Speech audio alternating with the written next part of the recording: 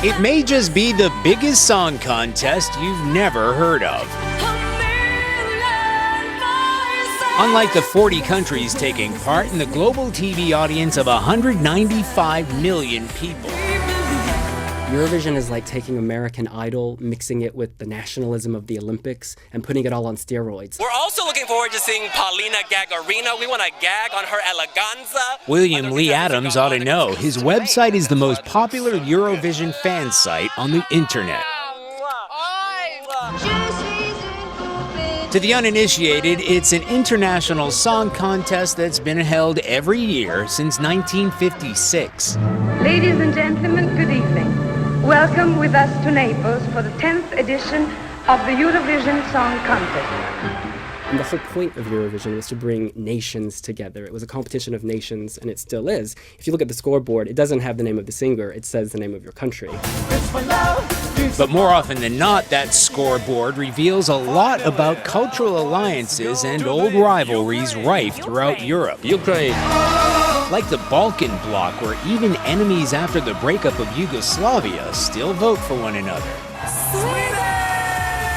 The Viking Empire, where Nordic countries like Sweden and Norway exchange votes. And how, it seems, nobody likes to vote for Britain. But in all, it's harmless fun, a show of national pride and healthy competition that wears its kitsch on its polyester sleeve. What's another year?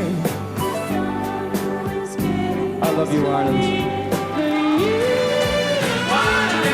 And over the years, the show has shined a spotlight on breakthrough acts like ABBA.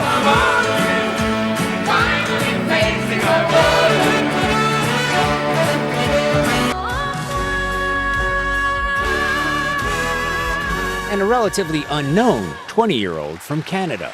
Celine Dion won in 1988 representing Switzerland, even though she's French-Canadian. She said that she felt like a horse. Bookies were telling her she was going to win, and so she's like, I'm going to win. And she did. She looked like a lampshade, though. Dress was horrible.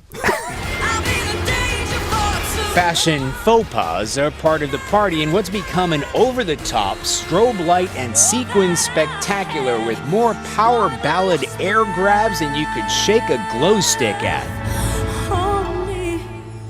But it has also become testament to diversity in modern times, with a big enough gay and lesbian following that this year's host country, Austria, installed gay-themed walk signals. And last year's winner was a bearded drag queen called Conchita Wurst, a victory that irked vehemently anti-gay Russian President Vladimir Putin. Does a person like Conchita Wurst win because of who she is or despite who she is? I think Conchita Wurst cleverly exploited a moment. Her song was fantastic. It really spoke to anyone who has ever felt on the outside. At the same time, this occurred against the backdrop of Russia's illegal annexation of Crimea, against ongoing furor over Vladimir Putin's draconian anti-LGBT laws, and she became a symbol of Western values. That same year, Russia's Teenage Act received a chorus of boos over the upheaval in Ukraine and Crimea. So bad that this year's organizers have installed anti-boo technology to dampen the worst of it. And Ukraine decided not to compete this year, citing strains on the country because of the conflict. But it says something about the contest that Serbia's entry, Beauty Never Lies, is one of the frontrunners. A ballad about inner strength, dispelling discrimination,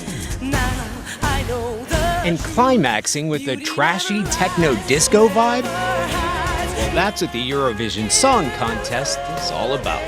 For CBS This Morning Saturday, Charlie Daggett.